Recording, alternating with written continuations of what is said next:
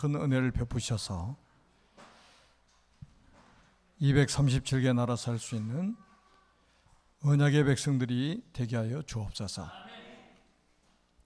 살아계신 하나님, 이 시간에도 주의 능력의 전사를 파송하셔서 우리와 관계된 모든 현장의 역사는 흑암의 권세가 결박되는 시간이 되게 하여 주옵소서. 오직 성삼위 하나님께서만 영광을 받아 주옵소서. 주 예수 그리스도의 이름으로 간절히 기도드립니다. 아멘. 오늘은 이제 그 전도자가 줘야 될 기본에 대해서 좀 말씀을 나누겠습니다.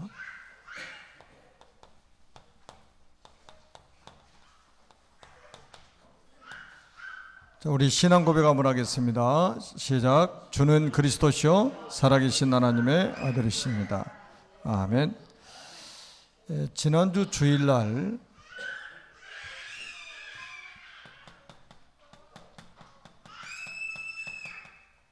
베드로전서 말씀을 제가 쭉 정리했잖아요. 믿음의 결국 곧 영혼의 구원을 받음이라. 하나님 목표는 이겁니다. 영혼 구원입니다. 하나님의 목표는 영혼 구원이에요. 그러니까 다른 것 외에 우리가 관심을 가지면 안 된다는 거예요. 하나님의 목표가 구원이니까. 베드로전서 2장 9절에 보니까 구원받은 자의 신분 권세를 말씀하고 있잖아요. 너희는 택한 족속이요 왕같은 제사장이요 그의 나라요 그의 소유된 백성이니 너희를 어두운 데서 불러내어 그의 기이한 빛에 들어가게 하신 이의 아름다운 덕을 선포하게 하려 하심이니라. 어마어마한 신분이 회복이 된 거예요. 구원받은 사람에게. 그러면 세 번째 보니까 우리가 베드로전서 3장 15절에 보니까 아주 중요한 말씀이 있잖아요. 너희 마음속에 그리스도를 주로 삼아 거룩하게 하고 너희 속에 있는 소망의 이유를 묻는 자에게 대답할 것을 항상 준비하되 온유와 두려움으로 하고 그랬어요. 다시 말은 뭡니까? 전도의 축복이잖아요. 우리 마음속에 소망의 이유를 묻는 자들에게 항상 대답할 것을 준비하되 온유함과 두려움을 하라는 거예요. 잘못 전하면 안 되니까 두려움을 하라는 거죠. 그 다음에 네 번째 보니까 베드로전서 4장 7절에 보니까 만물의 마지막이 가까웠으니 그러므로 너희는 정신을 차리고 깨어서 기도하라고 이렇게 말씀합니다. 정신을 차리랍니다. 정신을 차리고 기도하라는 거예요. 여러분 24시 우리가 기도해야 될 이유는 뭡니까? 하나님이 주시는 영적인 힘이 우리에게 필요합니다. 그리고 우리는 전도는 성령의 인도를 받아야 돼요. 하나님의 인도를 받아야 됩니다. 그리고 베드로전서 5장 8절입니다.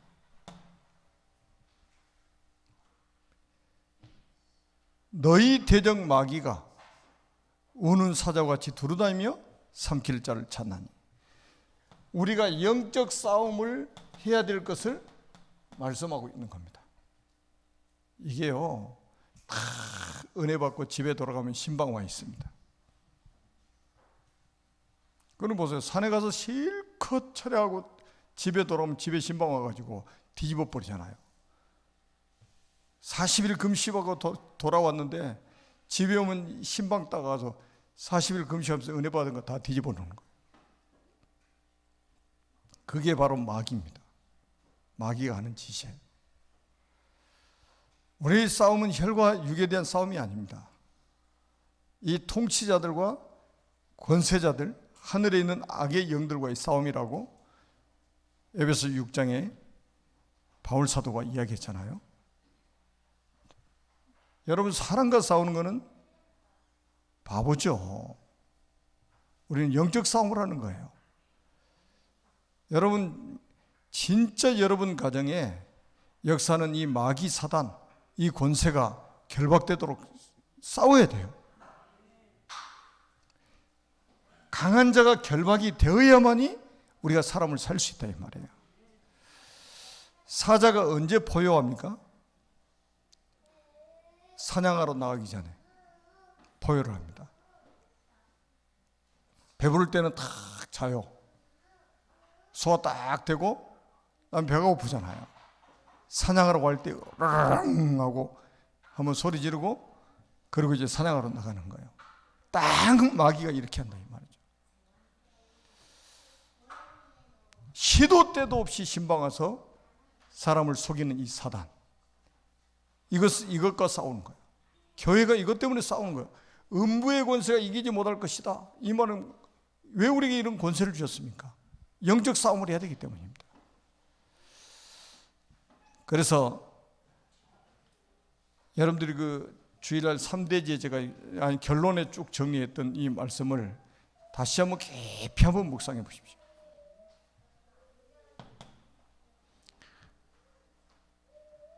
우리 전도자들은 중요한 게 뭡니까? 신앙의 발판이 아주 중요합니다. 다시 말해 이게 굉장히 기초인데 전도자들에게 있어서 기초가 가장 중요한 거예요. 집을 지을 때도 마찬가지입니다. 기초가 가장 중요합니다. 우리가 공부를 할 때도 기초가 안 되면 더 이상 진도를 나가기 어렵잖아요. 기초를 튼튼하게 하라.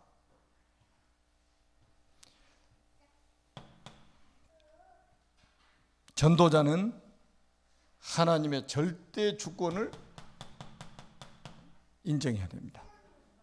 그리고 하나님의 절대 주권을 의지해야 합니다. 왜냐? 하나님이 하셔야만 가능하기 때문입니다.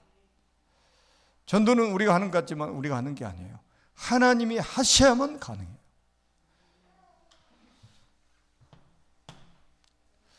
그래서 우리가 하나님의 절대 주권을 믿지 않으면 모든 문제가 다 오는 거예요. 하나님의 절대 주권 믿어버리면 아무 문제가 없어져 버린 거예요. 그러니까 그렇게 믿음이 좋은 것 같다가도 어떤 문제가 딱 생겨보세요. 하나님 절대 주권 믿지 않습니다. 모든 것이 다 문제인 거예요.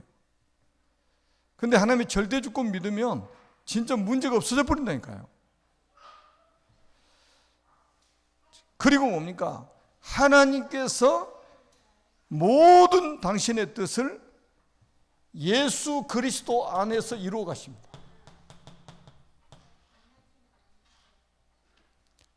하늘에 있는 것과 땅에 있는 것을 통일시키는 이름이 그리스도예요. 하나님의 모든 뜻을 예수 그리스도 안에서 이루어 가신다니까요. 그래서 디모데전서 2장 4절 5절에는 이런 말씀이잖아요. 하나님 모든 사람이 구원받기를 원하시고 모든 사람이 진리에 이르기를 원하신다. 그리고 5절에 뭐라고 그랬어요? 하나님도 한 분이시고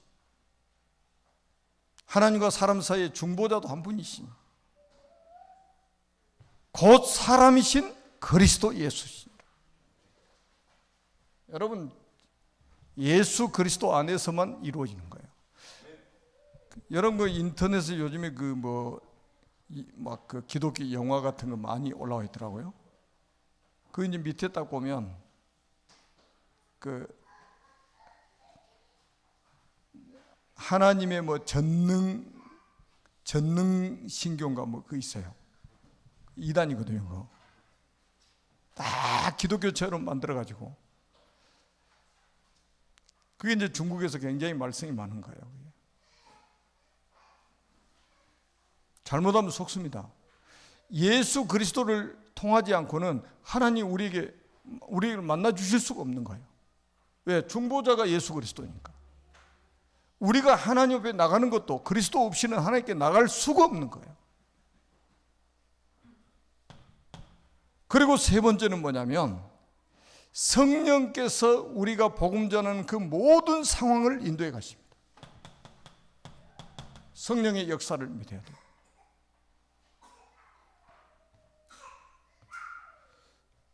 왜 우리가 기도해요? 정신 차리고 기도하라고 그랬습니까? 베드로가. 여러분, 우리가 성령 인도 받아야 되기 때문인 거예요. 성부, 성자, 성령 삼위일체 하나님 다 나오잖아요. 그리고 우리는 뭡니까? 우리의 신앙의 기준은 뭐냐? 성경입니다. 성경은 정확무한 하나님의 말씀이에요. 절대적인 권위를 인정하고 믿어야 됩니다. 그러니까 자꾸 내 생각에는 이게 나오는 거는요, 진짜 위험합니다. 제가 가끔 소개하잖아요. 열왕기하 5장 11절에 보니까 나만이 이렇게 말합니다. 그 앞에 이제 엘리사가 요단강에 가서 몸을 7번 목욕하라고 그랬잖아요. 그러니까 화가 난 거예요. 그러면 뭐라고 하냐? 내 생각에는 우리나라에 가면 더 깨끗한 강이 있는데 내가 목욕하려면 우리나라에 가서 하지. 왜 이 흙탕물이 흐르는 요단강에서 내가 목욕을 하냐 이 말이에요. 여러분, 문둥병 고치러 어떤 사람이 그 자존심 때문에 돌아가면 어떻게 돼요? 그냥 돌아가면 어떻게 되죠? 뭐가 기다리고 있죠? 죽음이 기다리고 있는 거예요. 그런데 그 옆에 부하들이 참, 그러니까 이게 주변에 있는 사람이 그렇게 중요한 거예요. 누가 무슨 말을 해주냐, 이게 중요한 거예요. 아니, 장군님, 더한 일이라도 시키면 안 하겠습니까? 병만 낫는다고 하면은, 들어보니까 맞잖아요. 내가 지금 병 고치러 왔지. 자존심 세우러 왔냐 이 말이에요. 그래서 옷 벗고 7번 잠그고 나오니까 열왕기 5장 14절 보니까 어린아이 살같이 여전해져 버린 거예요. 여러분, 장군의 피부가 어린아이 살같이 회복이 되어버린 거예요. 우리가 이 하나님의 말씀의 권위, 절대적인 권위를 인정하고 믿어야 된다 이 말이에요. 그래서 우리 신앙생활의 기준이 성경이 돼야 된다. 철저하게 하나님의 말씀에 순종하도록 길들여져야 된다 우리가. 그렇지 않으면 사단의 타깃이 됩니다. 하나님 말씀에 길들이지 않으면. 자, 그리고 4번째는 뭡니까? 5번째, 우리 신자들의 가치입니다. 신자들의 가치는 뭡니까? 하나님의 성전이에요. 제가 잡고 있는 마이크를 뭐라고 하죠? 성물이라고 그래요. 구원받은 여러분들을 뭐라고 하죠? 성도라고 하는 거예요.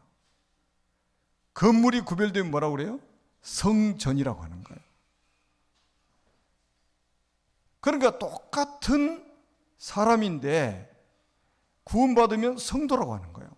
그래서 우리가 이제 그 장례식 치를 때 그 장례식장에 가보면 이 성도 누구누구 목사, 성도 누구누구 장로 이렇게 씁니다. 그게 맞는 말이에요. 다른 직분 없어도 괜찮아요. 성도라는 그 이름이 구별된 사람이라는 거예요. 구별된 사람. 구원받은 하나님의 백성이라는 거예요. 그 뒤에 직분 없어도 된다니까요. 목사, 장로 직분 떼버려도 돼요. 왜 우리 신자의 가치가 엄청나냐? 성전. 고린도서 3장 16절에 너희는 너희가 하나님의 성전인 것과 하나님의 성령이 너희 안에 가시는 것을 알지 못하느냐. 여러분 몸이 성전이에요. 하나님의 영이 머무시는 성전, 하나님의 영이 자정에 계시는 성전. 아멘. 그래서 고린도후서 4장 7절에 바울은 고린도 교회에다가 야, 너희들이 얼마나 가치 있는 사람이냐. 질그릇 속에 보배를 담고 있지 않느냐. 야, 질그릇 그 그릇 자체는 아무것도 아니야. 그런데 그 속에 보배를 담고 있으니 얼마나 너희가 소중한 사람이냐 이 말이에요.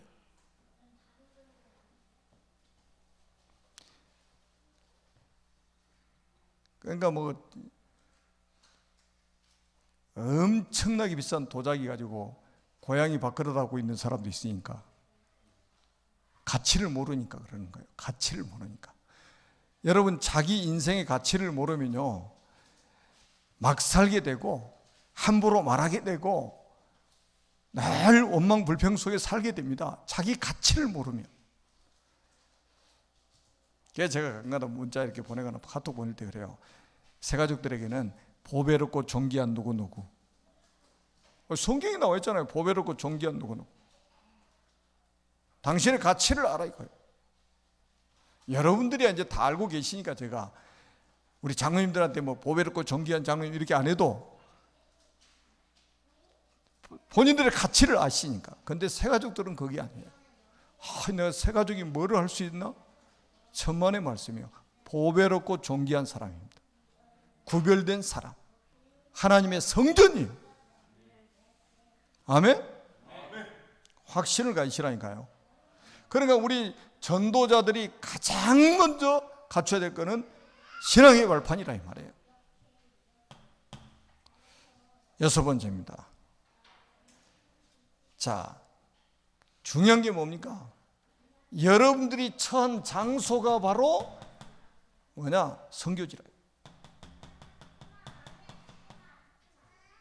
여러분이 처한 장소, 직장이면 직장, 학교면 학교, 그것이 바로 선교지입니다. 여러분이 처한 장소. 거기에 하나님의 목적과 하나님의 계획이 있다는 사실을 알아야 됩니다. 하나님이 실수하신 게 아니에요. 그래서 제가 이번에 이제 이사하시는 분들 신방을 쭉 하면서 기도를 하는데 하나님이 특별하게 하나님이 제 마음속에 이 메시지들을 이론적으로 주시는 거예요. 처한 장소에 하나님 목적과 계획이 있다 이 말이죠. 하나님이 실수하지 않으신다. 우리는 실수하지만 우리 실수까지도 합력해서 선을 이뤄버리십니다. 그 하나님이에요. 그게 로마서 8장 28절 아닙니까? 얼마나 하나님이 우리를 축복하시는가 한번 보시라니까요. 그러니까 여러분 장소, 여러분이 서 있는 그곳이 바로 선교지라는 사실을 알면 그 여러분이 처한 장소가 얼마나 복이 있는지 아시겠죠? 거기에 뭐 하나님 모든 것들이 동원되어집니다.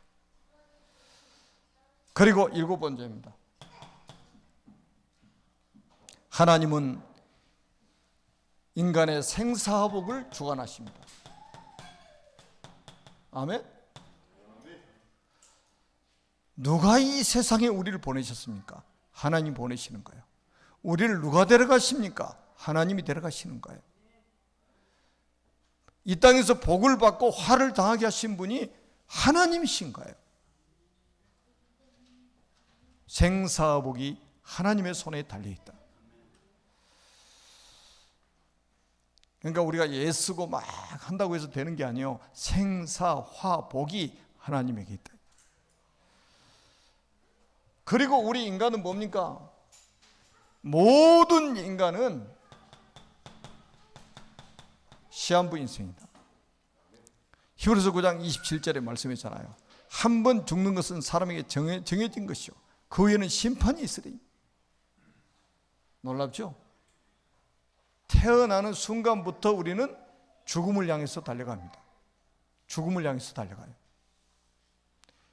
그러니까 이 사실을 우리가 믿는다면 여러분들이 태어난 자녀들에게, 아니 태어나기 전에 뱃속에 있을 때부터 뭐 해야 되겠어요? 여러분 죽고 나면은 반드시 뭡니까? 9번째는 뭡니까? 내세가 있잖아요. 그 내세가 뭡니까? 어느 날 덜커덩 죽었는데 눈 떠보니까 천국 아니면 지옥이 딱 가 있는 거예요, 이게. 그래서 저는 이야, 진짜 우리가 얼마나 복을 받았냐 이 말이에요. 이게 살아있을 때 결정이 돼버린다는 사실. 살아있을 때, 우리가 이 땅에 살아있을 때 이게 결정된다는 거예요. 불신자들 그러니까 얼마나 불쌍합니까? 우리 삼성의 회장님이 타계를 하셨는데 참 안 됐다는 생각이 들더라고요. 상속세만 10조를 낸다니까.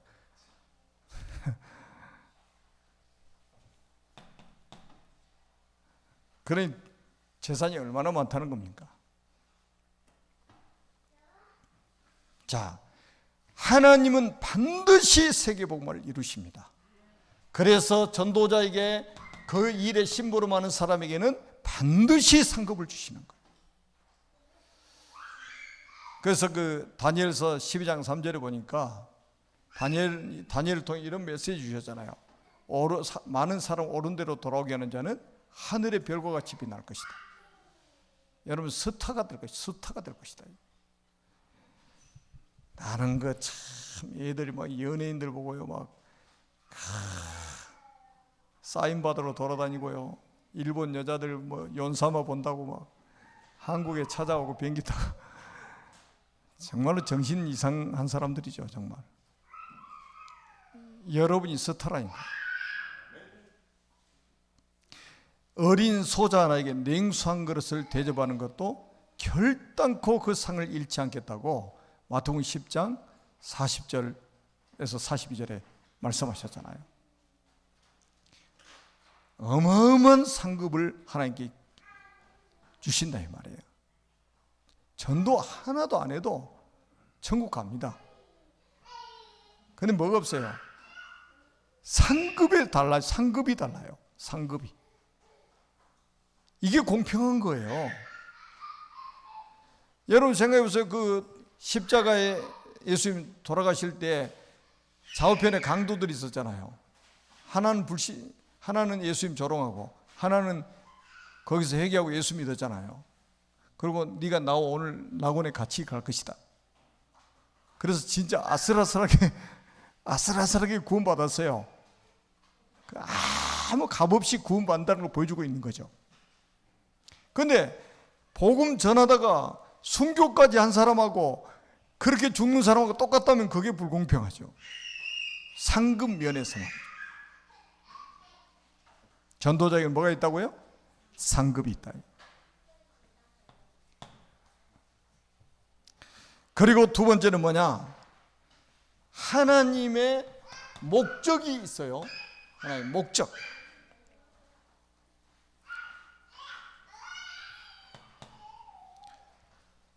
여러분, 그렇다면 우리는 뭡니까? 내가 왜 이 땅에 존재하고 있는가?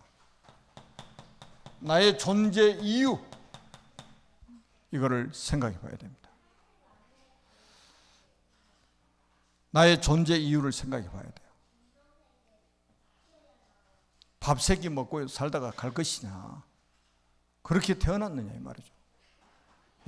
열심히 개미처럼 일만 하다 갈 것이냐, 배짱이처럼 노래만 하다 갈 것이냐, 거미처럼 딱 덫을 놔놓고 걸려들면 잡아먹는 그런 인생 살다 갈 것이냐, 진짜 꿀벌처럼 많은 사람에게 유익을 주고 그러고 갈 것이냐. 하나님 앞에서 여러분 존재 이유를 한번 깊이 생각하는 시간 되시길 바랍니다. 그리고 뭡니까? 내가 있는 소속된 장소의 의미, 여러분이 있는 소속된 장소의 의미. 왜 하나님께서 나를 이 직장에 보내셨지? 여기에 하나님이 어떤 목적과 계획이 있지? 여기에 질문을 해야 됩니다. 왜 그 많고 많은 학교가 있는데 나를 이 학교에 보내셨지? 내가 서 있는 곳이 선교지라고 했는데, 그러면 여기에 목적과 계획이 분명히 있을 것이다. 이걸 찾아내야 된다. 세 번째입니다. 내가 속한 교회에 하나의 목적이 있습니다.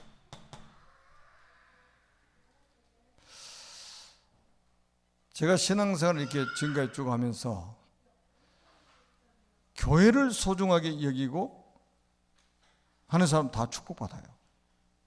제가 오늘 새벽에도 잠깐 이야기했어요. 제가 은혜 받기 전에는, 청년 때 은혜 받기 전에는 주일날 교회 한번 가는 것도 갈등했어요. 정말로 교회 가는 게 왜 그렇게 갈등이 됩니까? 원체 또 내성적인 데다가 누가 같이 가자는 사람도 혼자 갈리니까 이게 또 얼마나 또 이 갈등이 돼요, 이게. 그것도 성경책 들고 교회까지 간다는 게 저한테는 아주 보통 일이 아니에요, 이게. 누가 볼까 봐서. 그래서 그냥 끝나면 또 뭐야, 불이 나게 그냥 집에 가버리고. 누가 나 아는 척 할까 봐서. 근데 딱 사람이 은혜 받고 나니까요, 누가 시킵니까? 매일 새벽 기도. 누가 시킵니까? 매일 밤에 교회 가서 혼자 기도하는 거예요. 그 저는 그 감사한 게, 지금도 감사한 게, 제가 청년 때 섬기던 목사님이 하나씩 하나씩 교회 어떤 그 파트에 저를 이렇게 데리고 가셔가지고 이거 성가대 하게, 예, 주일학교 교사하게, 예. 능력은 없는데 못하겠다는 소리는 한 번도 해본 적이 없어요. 은혜 받고 나니까 내가 하는 것이 아니고 하나님이 하게 하신다는 그 믿음이 있었어요. 근데 지나놓고 보니까 하나님이 다 하게 만드셨어요. 우리가 겸손한 것처럼 보이잖아요. 저는 능력이 없어서 못해요. 아주 겸손한 것처럼 보이죠. 그게 겸손이 아니고 그건 불신앙입니다. 여러분, 교회가 얼마나 중요한 줄 아십니까? 예수님이 공생애 3년 반 사시고 십자가에 죽으시고 부활하시고 승천하시고 이 땅에 남겨놓으신 것은 교회밖에 없습니다. 국회를 남기신 게 아니에요. 교회를 남기셨습니다. 교회라는 플랫폼을 남기셨어요. 여러분, 교회가 뭐 하는 것입니까? 이 반석 위에 내가 내 교회를 세울 것이다. 여러분, 교회는 반석 위에 세워진 거예요. 누구도 교회를 무너뜨리지 못할. 아멘? 그 반석이 뭡니까? 베드로가 했던 고백 아닙니까? 주는 그리스도시요 살아계신 하나님의 아들이십니다. 그리스도가 반석이에요. 뭐 하겠다고요? 복음 전하라고 교회를 세운 거예요. 복음 전하는 것 때문에 복음으로 세상을 살리라고 교회를 세운 거예요. 여러분, 세상을 살리는 플랫폼은 교회밖에 없어요.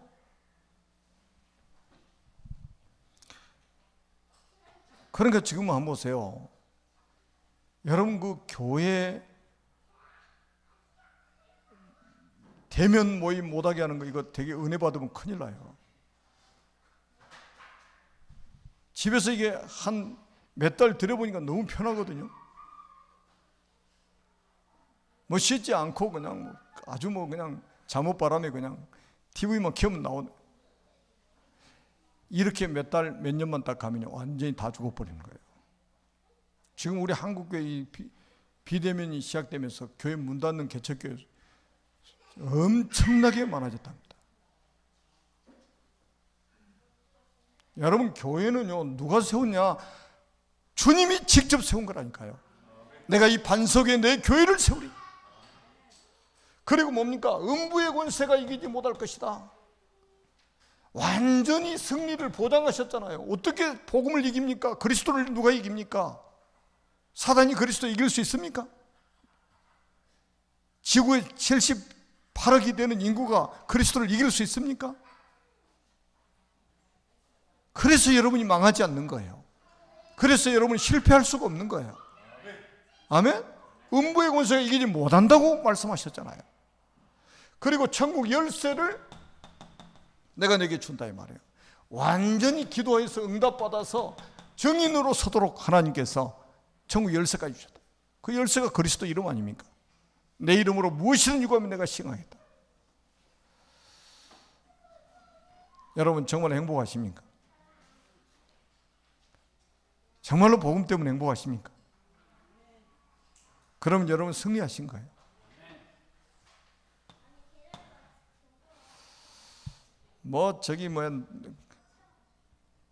알코올 중독된 사람은 술만 보면 그렇게 행복해진다 하더라.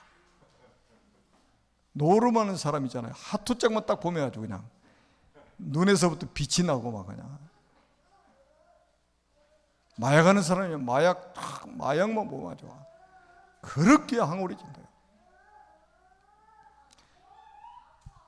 그 말은 뭔가에 지금 사람들이 다 중독돼 가고 있잖아요. 우리는 어디에 중독돼요?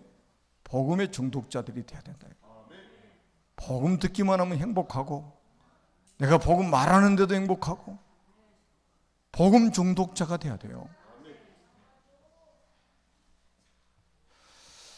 그리고 우리가 세 번째입니다. 복음 전도 이전의 문제점들. 자, 복음을 전하는 동기가 뭐냐? 바울 시대도 그래. 바울의 옥에 갇히니까요. 에이 잘됐다, 저거 아주 잘 나가더니 잘됐다, 이거 시기해 가지고 복음 전하는 인간들도 있어요. 우리도 좀 칭찬 좀 들어보자. 바울 감옥에 있을 때 그런 동기로 복음 전하는 사람도 있다니까요. 그런데 참 바울이 얼마나 그리시건가 보세요. 이렇게 하나 저렇게 하나 복음만 증거된다면 나는 감사하다.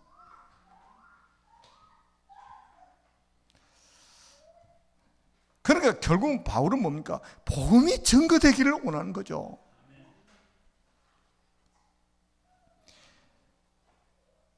그러니까 결국은 교회의 부흥이 우리가 복음 전하는 동기가 돼서는 안 되잖아요. 자기 과시, 이게 복음 전하는 동기가 돼서는 안 되잖아요. 그래서 제가 새벽에 요즘에 계속 지금 메시지를 하는데, 저는 요즘에 새벽기도 이 메시지를 제가 묵상하는데요, 굉장히 은혜가 돼요. 그 새벽 시간에도 너무 행복한 거예요. 야, 이게 하나님께서 참 이렇게 말씀 묵상하는데도 이렇게 행복을 주시는구나. 여러분, 그 복음 우리가 전하는 동기는 예수 그리스도를 통한 새 생명 운동입니다. 예수 그리스도로 말미암아 새 생명을 얻도록 하는 것이 우리가 복음 전하는 동기가 되어야 돼요. 오직 생명이요.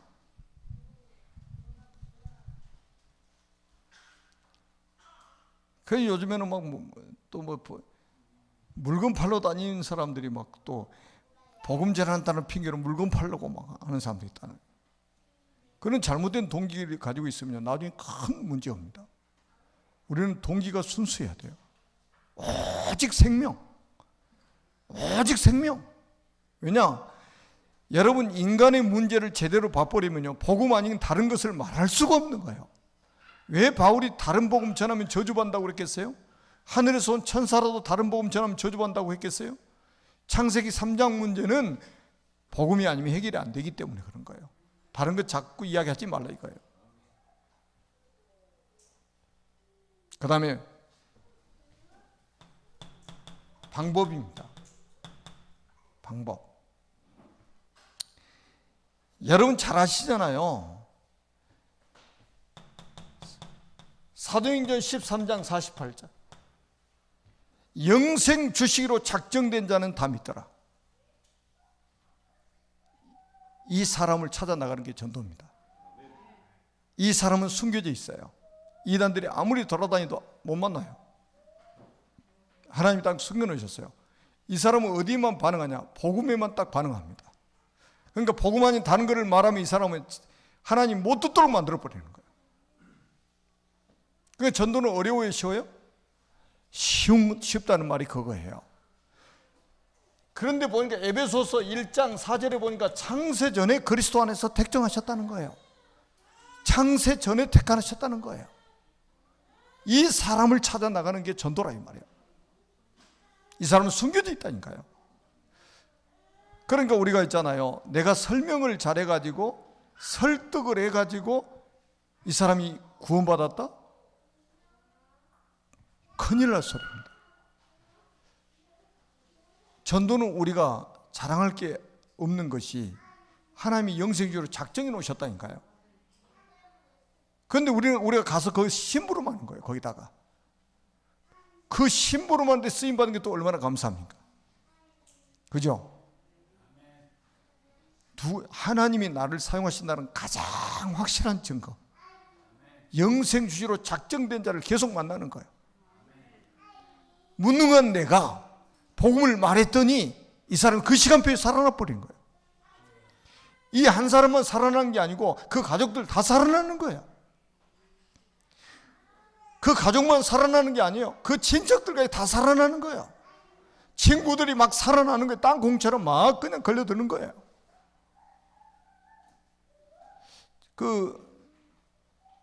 방글라데시 지금 목사 어려움을 당하고 있잖아요. 가족들이 명예살인 하려고 막 지금 해서 지금 안전한 데로 지금 집을 옮기고 막 그랬단 말이에요. 긴급 기도 부탁을 해왔더라고요.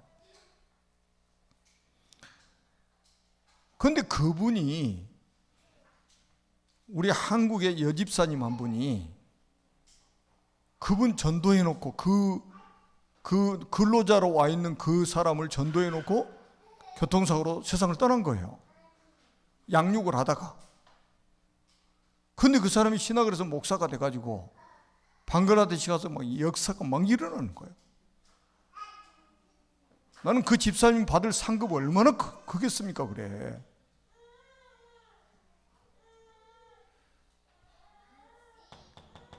아니, 한국 사람도 전도 안 된다고 그러는데 외국에서 돈 벌러 온 근로자에게 복음을 전해가지고 복음 전에 알아들어 볼 때 말이에요. 그 집사님이 설득해서 그랬을까요? 아니죠. 하나님이 다 준비해 놓은 사람이에요. 그게 심부름한 사람이 그 집사님이에요. 그런데도 상급이 주어진다는 거예요. 하나님이 상급을 주신다는 거예요. 여러분, 이 축복을 누려야 됩니다.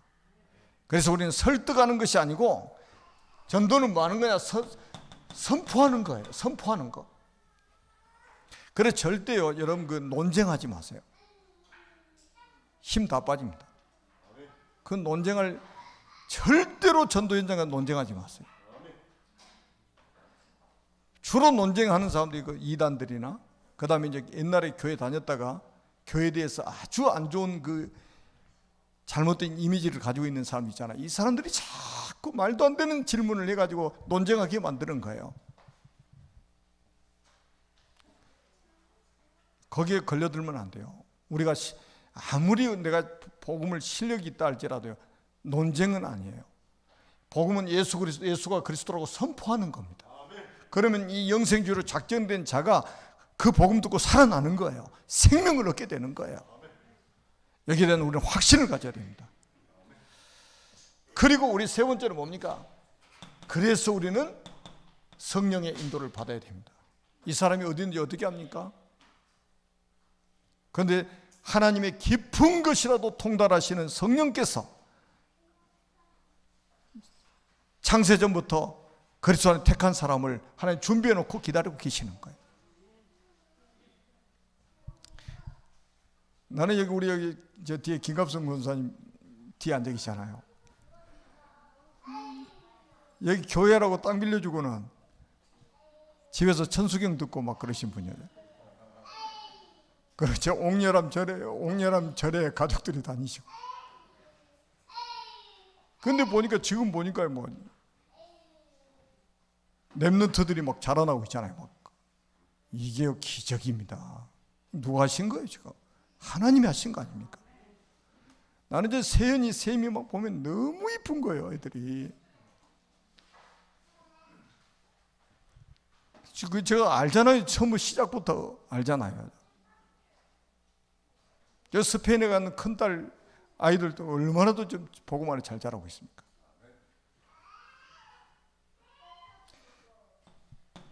하나님이 정확하게 구원받을 사람을 하나님이 전도자를 딱 그리 보내가지고 만나게 하시는 거예요. 마치 에디오피아 네시와 빌립과의 정확한 시간표에 만났던 것처럼. 바울도 그러잖아요. 펜팔에서 느디아 만난 게 아니잖아요. 성령 인도받아가지고 정확하게 갔더니 만났잖아요. 여러분들이 그 축복을 받아야 됩니다. 특히 우리 중직자로 지금 피택 되신 분들도요, 이 축복 받지 않으면요, 중직자가 짐이 될 겁니다. 근데 이 축복을 딱 누려버리면 진짜 그게 복이 될 것입니다. 그리고 세 번째는 뭡니까? 사후 관리입니다. 사후 관리. 사후 관리는 뭡니까? 우리가 사생활을 만들지 않고 양육을 하는 겁니다. 양육. 신령한 젖을 먹여가지고 양육을 하는 거예요. 우리가 지금 보니까 여기 채아도 저기 보니까 나와 있고, 주원이 지금 2019년생인데 저렇게 막 돌아다니잖아요. 저런 애들이 지금 부모가 양육 안 했으면 저렇게 하겠어요? 다 전 먹이다가 이유식 먹이다가 단단한 식물 먹이다가 양육을 얼마나 지극정성으로 목욕시켰다가 옷 입혔다가 벗겼다가 얼마나 애지중지 양육을 했습니까? 그렇게 해서 저렇게 성장을 해 나가는 거예요. 우리도 마찬가지예요. 양육을 하지 않고 그냥 방치해버리면 이 사단이 집중으로 공략을 해가지고 신분을 바꿀 수 없기 때문에 흔들리게 만드는 거예요. 갈등하게 만드는 거예요. 그래서 양육을 해가지고 그리스도의 강한 군사로 세워지게 만들어버려야 돼요. 하나님 예배하는 사람은요, 복음 받자마자 전도하러 다닌다니까요. 10년 해서 전도자가 된 게 아니에요. 하나님이 전도자로 딱 예배해놓은 사람은요, 복음 받자마자 자기 주변 사람들 전도하러 다닙니다. 우리 이면숙 권사님이 렘넌트들을 잘 키웠잖아요. 이면숙 권사님 제가 가서 이제 복음전에서 영접시킨 케이스잖아요. 일주일에 한 번씩 가서 양육을 했단 말이에요. 나중에 무당집 가서 같이 전도하러 다녔어요. 나중에 우리가 안 가니까 자기 혼자 다니더라고. 무당집 전도하러.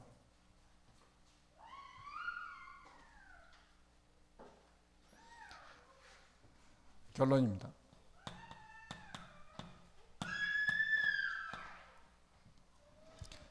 우리가 전도자의 삶을 어떻게 살아야 될 것이냐.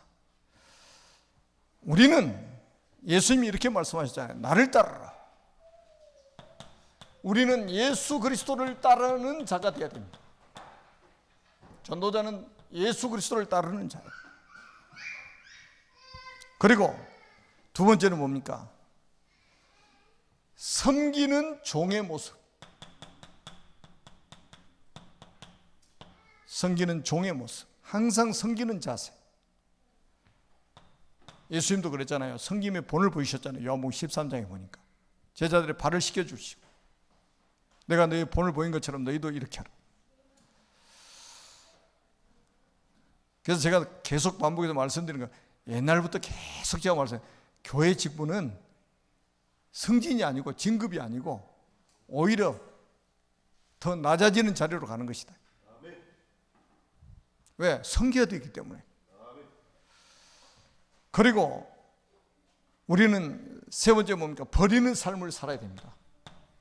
버리는 삶. 그러니까 배설물로 여겨야 될 게 있다 이 말이에요. 그리고 네 번째는 뭡니까?